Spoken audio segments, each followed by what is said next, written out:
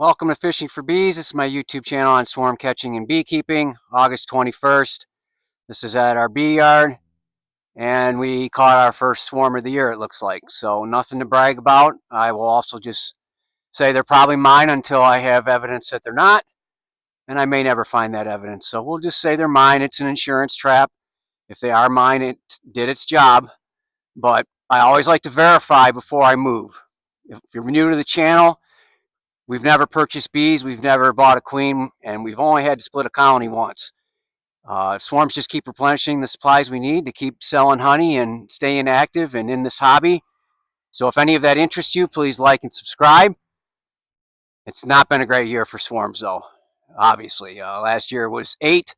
This year it's 1, if this is a catch. So we're going to climb up there. I'm going to show you how I verify. I verify during the day. I don't verify at the move. Verify during the day, and then I plan my move at night, well into the evening. And then at that point, because I already know they're in there, all I have to do is close it up. So I got my smoker with me. I don't know how long this has been in here. They could get aggressive if they have something to defend.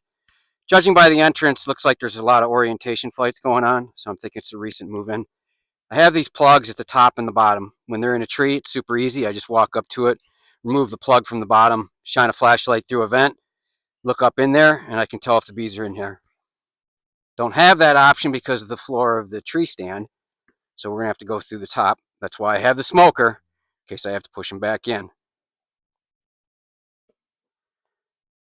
I'm not here to inspect, I'm just here to verify.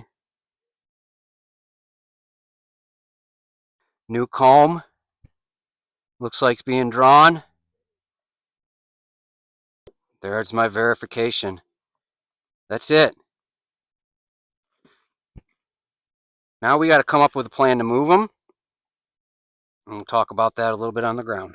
So, like I said, that's our insurance trap, right? One gets away. We don't want to lose them completely. As you can see, not very far from the bees. Now I can do a short distance move. I've done them successfully, moving it from there right to this location here. And I do have videos on it, on how I've been successful doing that.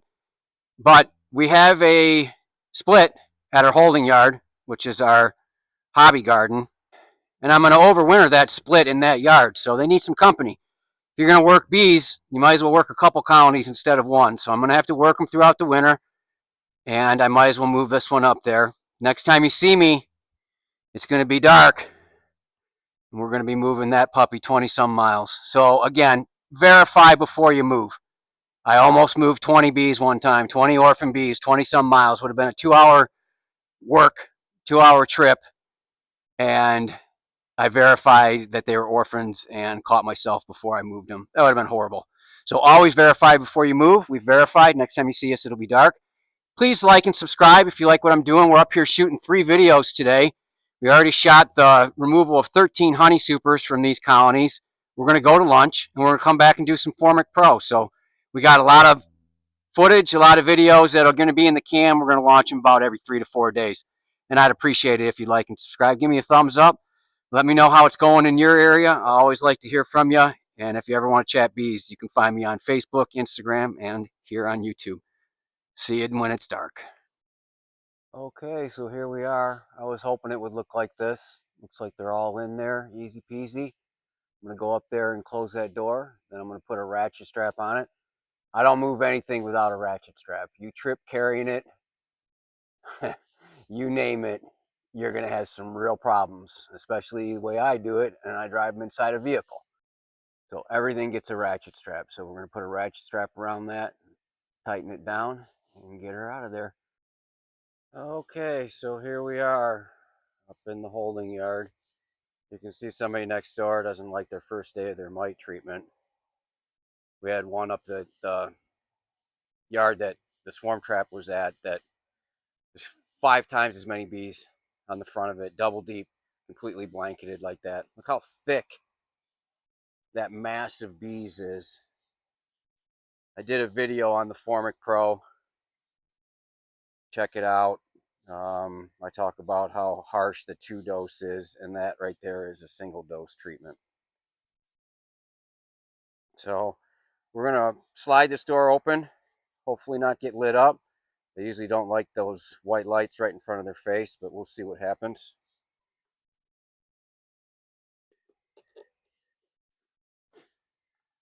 Not bad. They traveled well. Bees next door fighting that light. They just do not like that white light. I'm going to think about putting a film of red on there. Try and help out with that. But here we are. They're here. We're going to do an install. As always, we'll show you everything. And we'll keep you posted. See you when it's light out. Here we are, August 31st. This was discovered on August 21st. It's a strong possibility it's been in here 2 weeks now.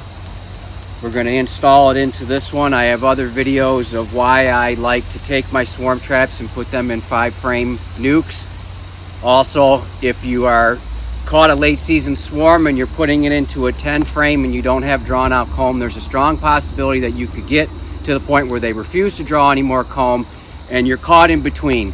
You got 7 or 8 frames that are kind of drawn out and 3 that aren't. That's bad news to go into winter with partially drawn out frames or completely not drawn out frames. It's space that they have to heat. If you're using plastic foundation, they have to heat the plastic foundation. I can go on and on about why that's bad news, but space management going into winter is very, very important. So we're going to take this slow. There's a possibility I might jump these up to 5 over 5 over 5 and then a quilt box going into winter, but I don't know that yet. So if I can't get it to 5 over 5, I should be able to with no problem because I have drawn out frames.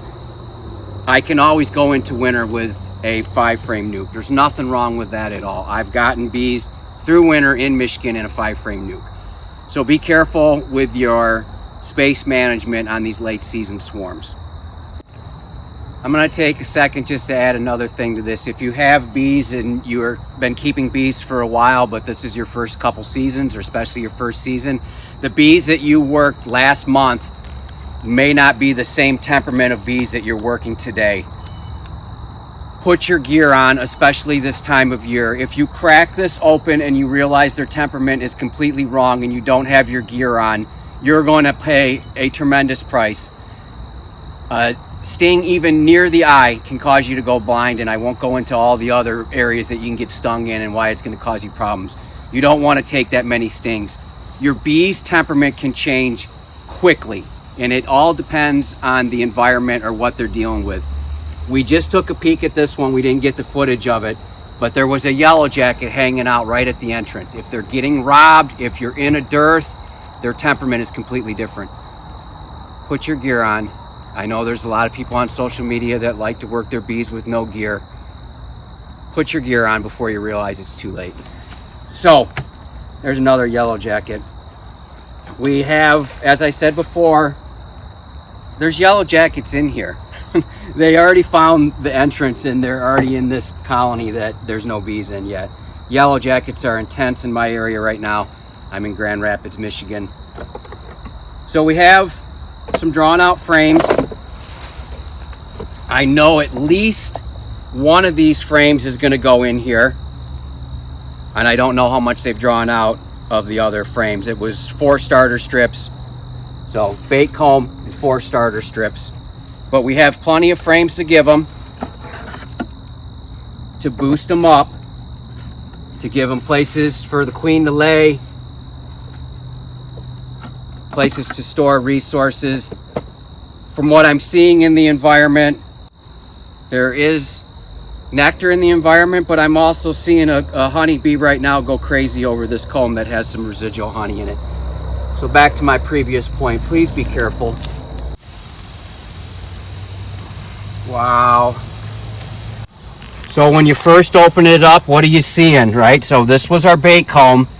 This was blank, blank, blank, blank starter strip foundation. Look at that comb. Now how deep it is, I don't know. And I hope there's not a bunch drawn on the bottom of this one, but all that white, fresh, new comb. And there's bees all the way to this end.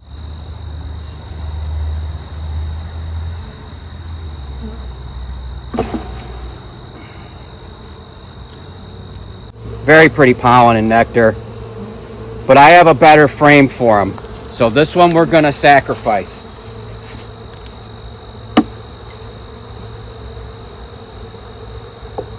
I'm also going to work a little quicker, because as I said before, there's a bunch of yellow jackets in the area. What you don't want to do is sacrifice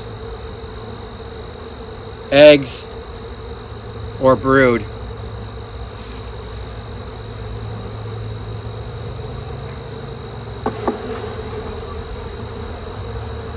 Paint stirrer strip. My Home Depot special. Nice. I don't see that she's laid any eggs in that one yet, so I'll probably sacrifice that one as well.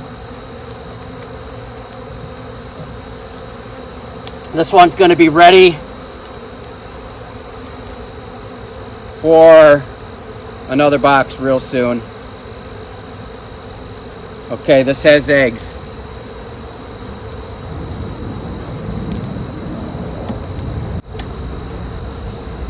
This was the frame that we had in there. There was no bees on this. Look how excited they are to have that frame.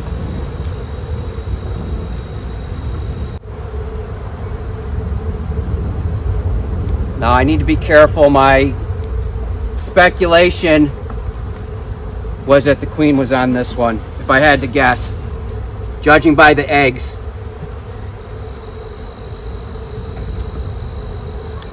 I have eggs. I have a laying queen. I don't need to see any more. Not at this vulnerable stage.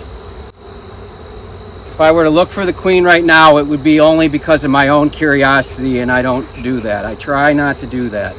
I try not to let my curiosity dictate what I'm doing with the bees. I have all the information I need. I have a laying queen. This one, in my experience, will not have eggs on it. This was the bait comb.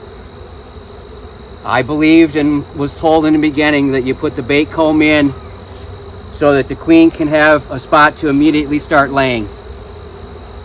And after years I realized that that is not what's happening, and I can feel from the weight on this frame that it's full of nectar. This is a resource frame.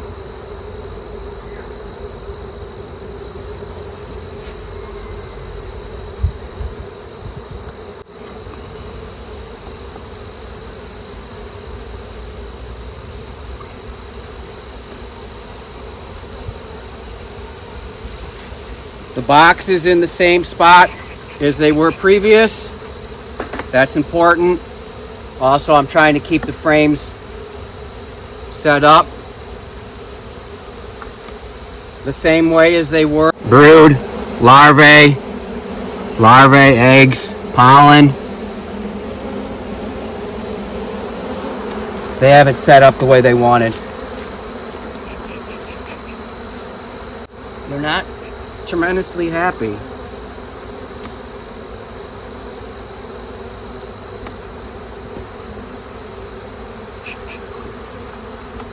Which is why I'm not interested in looking for a queen. It has a laying queen. It has what appears to be a pretty good queen. Being this late in the season, it has likely a this year queen. Now I want to give them a frame with worker size cells. I don't want to give them a drone cell frame, because I still need her to do a lot of laying before winter. And they will still store resources and drone frames in the winter. Drone cells, it's fine, but I don't want to start out with that right now. I want to give them the best opportunity I can. It can be tough working these colonies that don't have any weight in them. I tell you, these things just slide all around.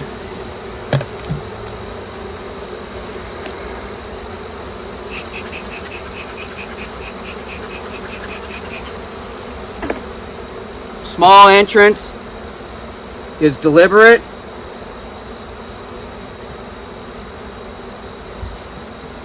Again, because of the yellow jacket presence.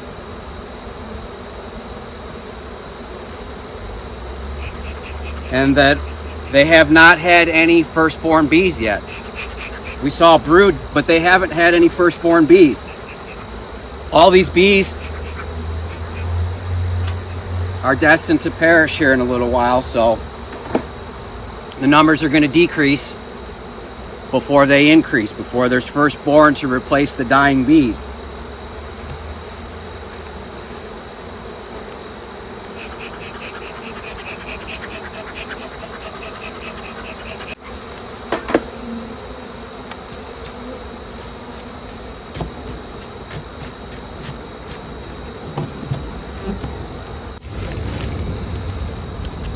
In the past, I've been concerned about getting the bees in here,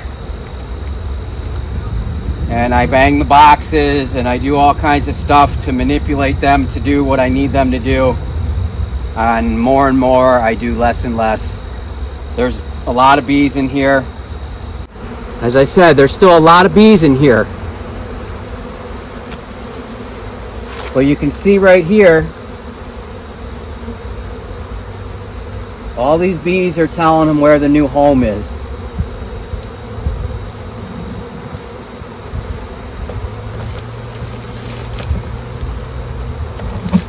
In time, they will abandon this empty box